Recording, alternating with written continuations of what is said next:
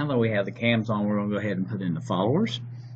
So first thing I want to do is I want to turn off the visibility of these work planes that I no longer need.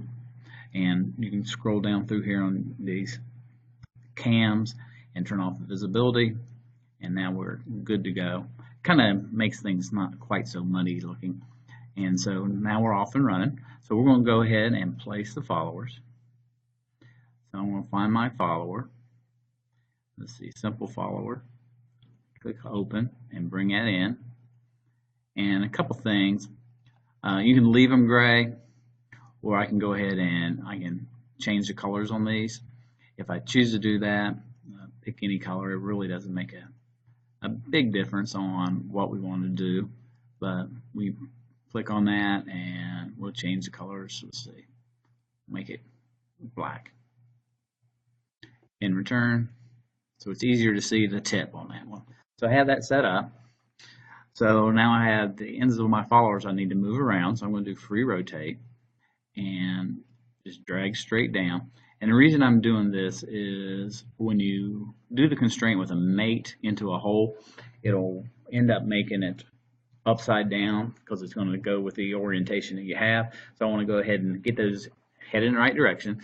And obviously there's a mistake on the holes on top. This is the neat part of Inventor, is that you can fix things on the fly. I come over here and say, oh, there's those two holes. I can double click and go over here and change it to 0.5. And now return. So that's all set up nice and neat. So now I'm going to constrain.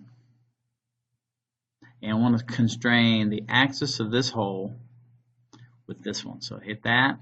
I'm going to grab that axis and I want to hit apply. Do the same thing with this one and this hole and apply. And then I'm going to drag them up and out of the way for right now because it's easier to see. And then I'm going to come around so I can look inside, and I can turn the visibility of the top off if I want to. That makes it easier for you to get to things. So now I have that turned off, and I'm going to constrain, but I'm going to do a little different type of constraint, transitional.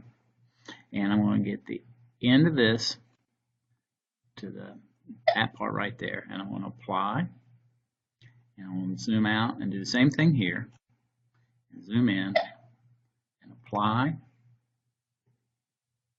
So I have those connected. Now I come back over here and I turn the visibility of that back on, and let's see what happens. Ta-da! So there we go. That's how I do the transitional constraint